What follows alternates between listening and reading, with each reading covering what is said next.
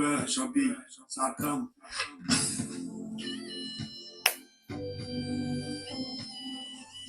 Et ça fait chauffer kilo. Eh, oula, oula. Et me vont gaga moi. Moi, et sans plantation, il va rien, désolé. Che! Look at y'all niggas. Niggas. Salut les gars, j'espère que vous allez bien. Moi, ça va un peu. Je suis malade. Qu'est-ce qu'on ne ferait pas pour YouTube en fait? J'ai pas besoin de vous dire de qui on va parler aujourd'hui. Ça fait maintenant 5 ans qu'il est décédé, mais il reste toujours gravé dans notre cœur. J'ai décidé de parler aujourd'hui de DJ Arafat, de lui rendre hommage, de montrer sa face cachée. C'est tout son parcours, de relever tout son parcours avec vous. Et c'est une série de vidéos qui va se suivre en fait. Je veux faire des vidéos sur sur ces icônes-là ivoiriennes, ces personnes-là qui ont marqué la culture ivoirienne. Alors, et la culture africaine aussi. Le mieux que de commencer par DJ Arafat, puisqu'on est dans le mois de son décès et tout. Ça fait, je crois, c'est le mercredi passé qu'on lui a rendu hommage. Chaque 12 août, on lui rend hommage parce qu'il reste gravé dans notre cœur. Let's do it. DJ Arafat, de son vrai nom, Rouan Ange Didier, est né le 26 janvier 1986 d'une mère musicienne appelée Tina Glamou et d'un père musicien aussi appelé Rouan Pierre. Son père avait un endroit qu'on appelait le Nandjele à Yopougon qui rassemblait toutes les icônes ivoiriennes à cette période-là. Mewe, Magic System.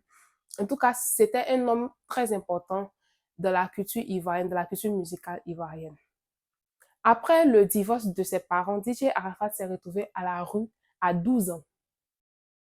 Il se promenait dans les maquis et bars pour faire le DJ, pour ambiancer les soirées et tout. Il était vraiment inconnu au bataillon. Il était juste connu dans la nuit, en fait. Et c'est quand il a fait sortir cette musique-là, hommage à DJ Jonathan.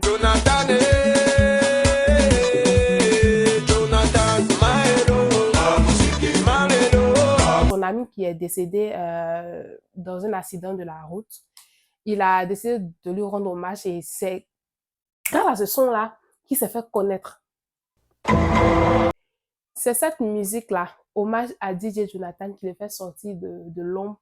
Et grâce à cette musique, il s'est fait repérer par le producteur Roland Le Benguiste. Avec lui, il sort son premier album appelé Femme. Avec cet album-là, il fait une petite tournée en France pour se faire connaître un peu. Et quelques années plus tard, il revient avec un nouveau style. On reconnaît maintenant le DJ Arafat qu'on a tous connu, l'artiste de Jonathan doux, un peu calme et tout qu'on connaissait a totalement changé. Il est revenu avec une nouvelle DA. Il était plus viril, avec un style bad boy, avec une voix rock.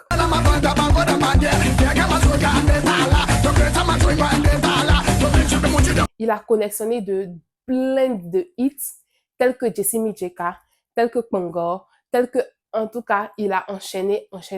C'était un passionné et un bosseur. Au fil des années, grâce à ce travail acharné et cette passion pour la musique, il a eu beaucoup de récompenses, telles que le Cora Awards, le MTV Music Afrique et les awards du Coupé Décalé en 2016 et 2017.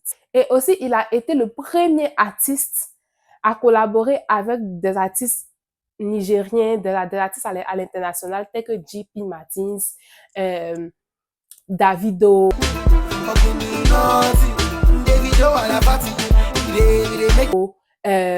NASA. En tout cas, grâce à son travail et à cette passion qu'il avait pour la musique, il a réussi à faire sortir le Coupé Décalé à l'extérieur en travaillant avec ces artistes-là. DJ Arafat a beaucoup influencé la jeunesse ivoirienne. Et grâce à son caractère et à cette passion-là qu'il avait pour la musique, le nombre de ses fans grandissait à chaque fois. Et tellement ils étaient nombreux, et c'était surtout des jeunes. Donc, il a décidé de les appeler les Chinois. Parce qu'à chaque fois, je suis une Chinoise, hein, à chaque fois qu'il faisait sortir un hit, ça prenait. Aïe, toi aussi, c'est Arafat. C'était les jeunes qui sortaient pour le soutenir et tout. Il était tellement influent que chaque 26 décembre, il organisait un concert qui faisait salle comble au Palais de la Culture. C'était le concert du moment, en fait. Si pendant toute ton année, tu es parti d'un concert, que tu as parti dans le concert de Arafat le 26 décembre, c'est que tu n'as pas fait ton année, en fait. Ce morceau est spécialement dédié à toutes les personnes qui m'ont toujours soutenu. Et ce morceau aussi est dédié à toutes les femmes. Le 26 décembre, il rassemblait tous les jeunes au Palais de la Culture et il a rempli le Palais de la Culture 6 fois. 6 fois en Côte d'Ivoire, tellement il était influent. La particularité de DJ Arafat, c'est qu'il se démarquait à chaque fois, il se réinventait. À chaque fois, il se calquait à un nouveau style de musique et c'est ce qui faisait sa particularité, c'est ce qui faisait qu'il était différent des autres artistes coupés décalés. Je me souviens, un de ses concerts avec Extra Musica, Roga et tout, il était face au DJ Arafat, aux Zapatero du Congo et tout, et il s'est démarqué. Il s'est démarqué, il a fait un show de waouh, j'étais impressionnée. Ouais, Arafat, on va faire en haut là-bas, en haut.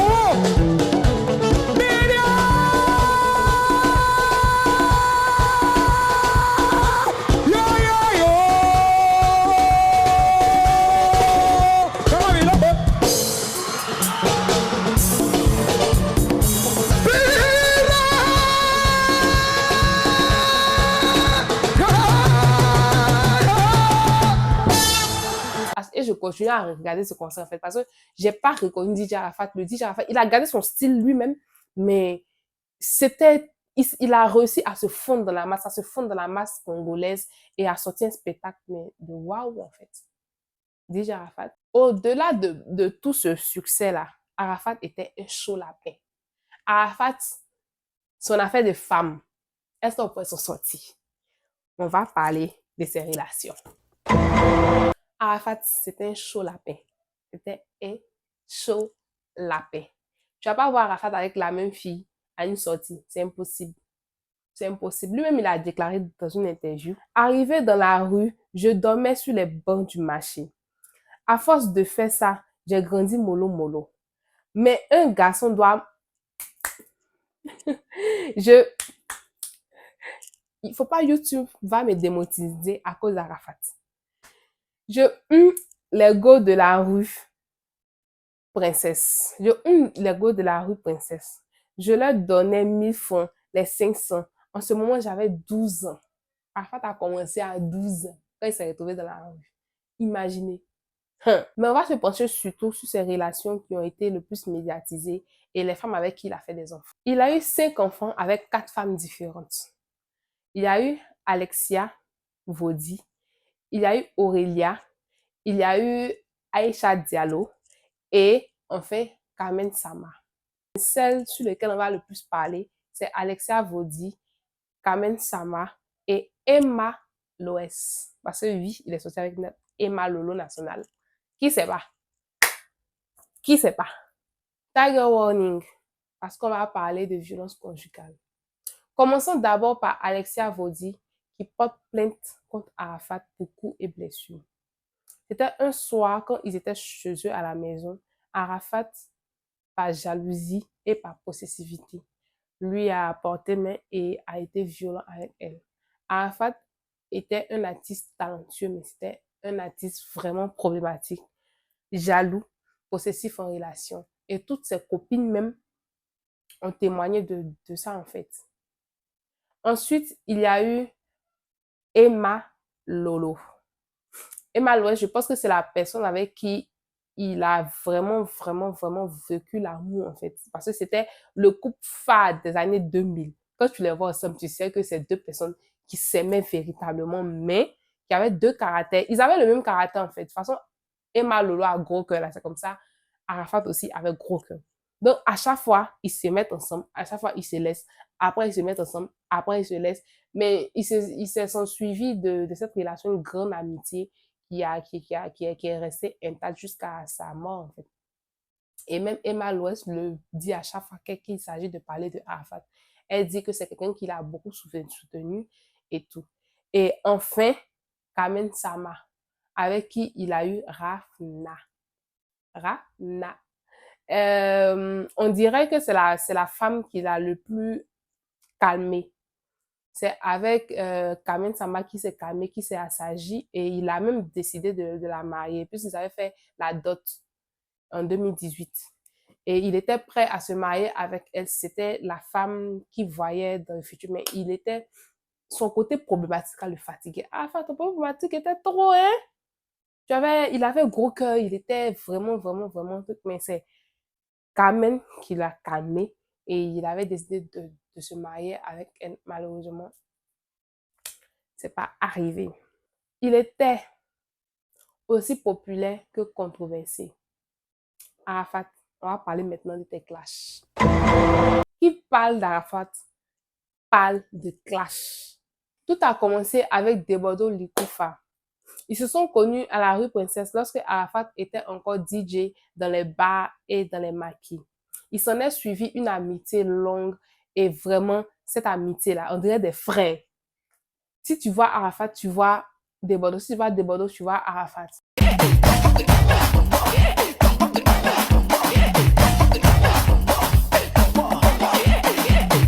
Et ils ont collaboré ensemble sur plusieurs sons. Le premier clash a commencé après une dispute. Arafat a traité Debodo de jaloux de sa carrière et il a même dit que Debodo a essayé de l'empoisonner. Il se clashait par musique, par tout, dans les bars, dans les rues, il se clashait et tout. Et après, ils se sont réconciliés. Le clash a repris encore en 2011 lorsque Arafat lance une pique à Debodo dans sa chanson Rage 202. Il disait « On est fatigué d'écouter ton seul morceau, Treveli Trevelou. » Jean Debodo, là, c'est un seul son qui fait sortir depuis. Arafat aussi, il était quelqu'un de... Debodo a renchéri de sa musique la vérité en répondant à DJ Arafat et encore les clashs. En fait, c'était des frères qui se clashaient juste. C'est tout. Et aux dernières nouvelles, avant même le décès d'Arafat, ils se sont réconciliés. Dieu merci. Ensuite, il y a eu le clash entre Arafat et Serge Beno. Ça là, Arafat a fait fort. Serge Beno a fait sortir une musique appelée Talé où il critiquait les DJ ivoiriens. Et surtout, il clashait son arrangeur Baby Philippe. Arafat s'est assis chez lui là-bas. Il dit que c'est de lui Serge Beno parlait. Il a fait une vidéo, ça là, je peux pas mettre, sinon YouTube va me démonétiser. YouTube va me bloquer ma truc parce que il a eu des propos tellement homophobes. Il a eu des propos trop lourds en fait.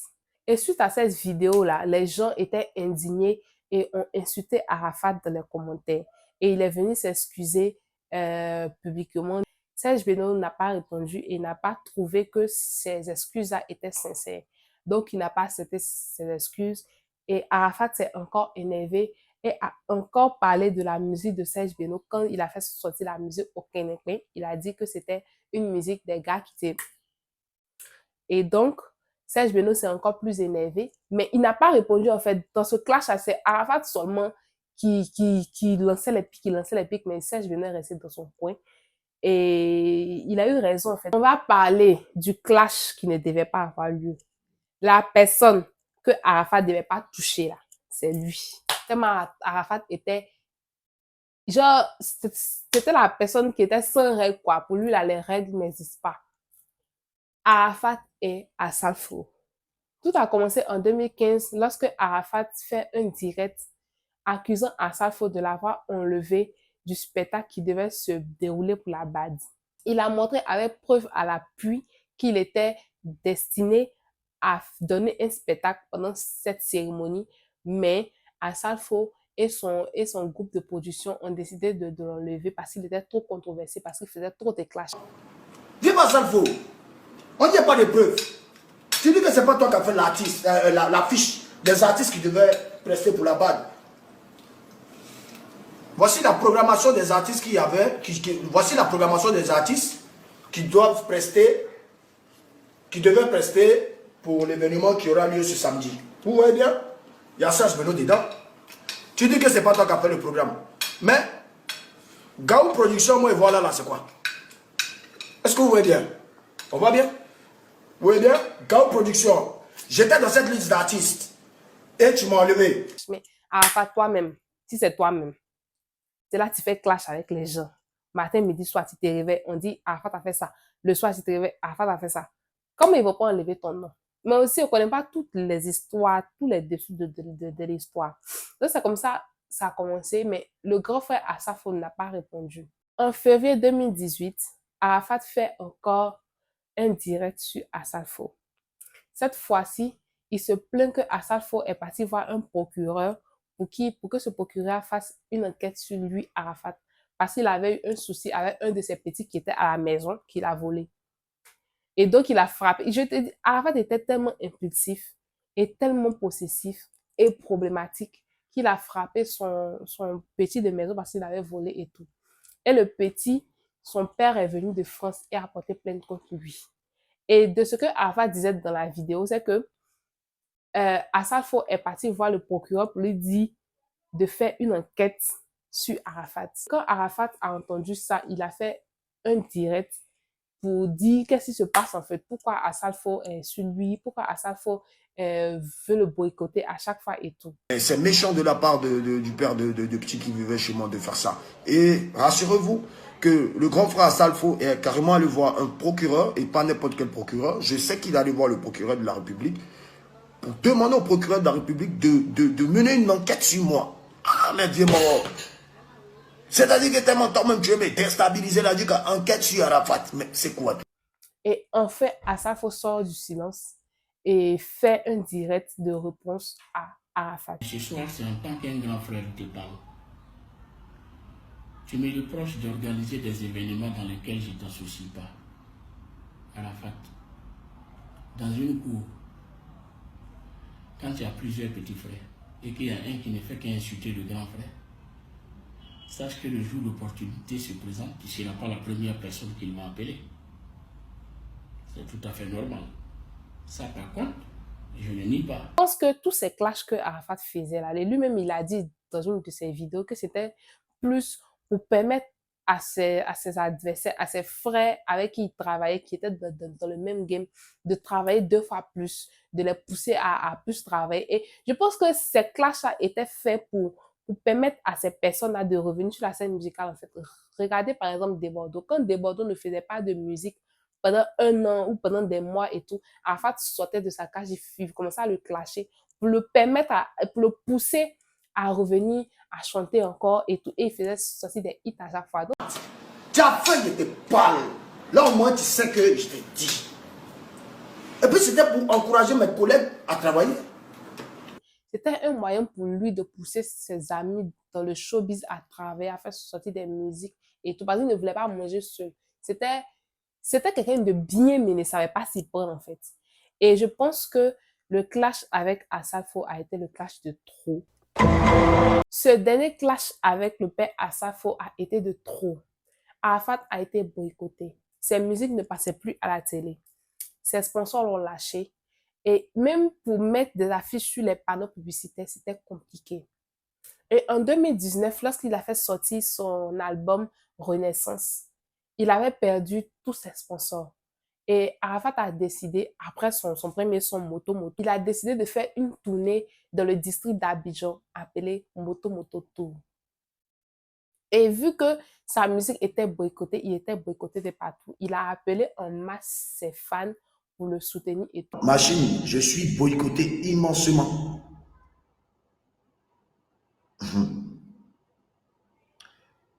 Mais je n'annule rien et je ferai ma tournée. Parce que ma tournée sert à mobiliser et à sensibiliser et à aider.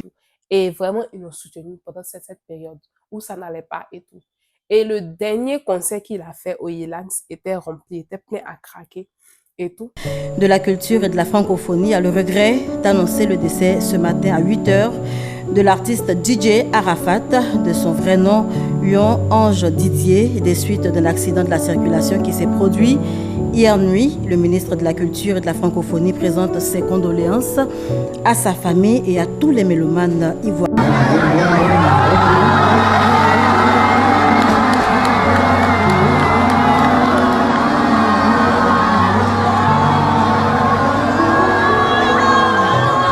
Dans la nuit du 12 août 2019 à 22h35, Arafat a fait un accident de moto où il percute la voiture d'une journaliste de Radio Côte d'Ivoire. Il est admis rapidement aux urgences de la polyclinique du 2 Plateau, où les médecins ont tout fait pour le réanimer, mais il décède le 12 août 2019 de ses blessures. Je me souviens très bien de cette journée parce qu'on était tous, dans la nuit même, on était tous inquiets en fait. On recevait des informations de partout. Non, il est décédé. Non, il est ici. Non, il est comme ça. Non, il est là. Et à chaque fois, je me disais, mais si Arafat décède là, comment ça se passait? Parce que vraiment, dans ces fans, il y avait beaucoup de nombres. On s'est dit, mais attends, comment les gens vont recevoir l'information? Et le 12 août, quand l'information est vraiment passée aux infos, j'étais choquée. Je me suis dit, mais attends. Et puis, toute la Côte d'Ivoire était choquée du décès d'Arafat, en fait. Parce qu'on s'est dit, non, mais c'est un énième accident que Arafat encore a fait avec sa moto, parce qu'il aimait beaucoup les motos. Mais on s'est dit, non, mais ça, là, il va se relever encore, venir nous faire sortir un son pour clasher les gens et tout. Mais on ne s'attendait pas du tout à ce qu'il décède. Et chaque 12 août, depuis 5 ans, on lui rend hommage.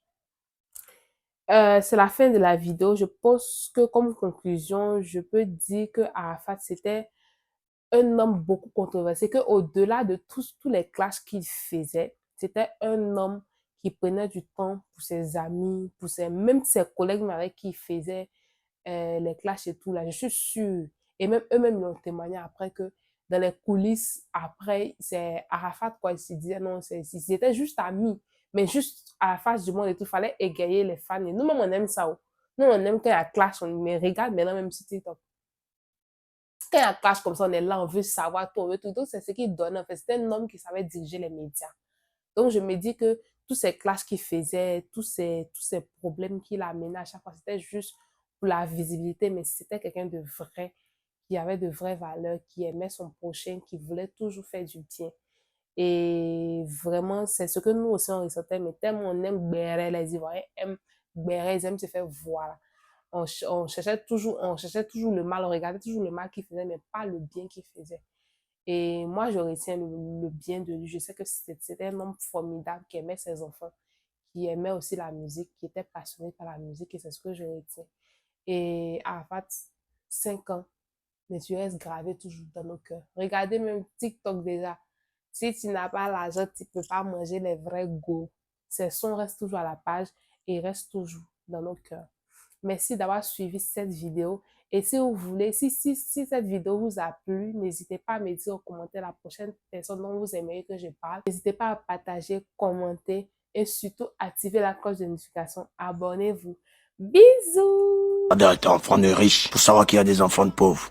Il faut respecter les enfants de pauvres. Il faut pas dire que parce que tes parents ont des milliards que tu es au-dessus de tout le monde. Il faut respecter les pauvres. Si tu peux aider ce pauvre, aide-le.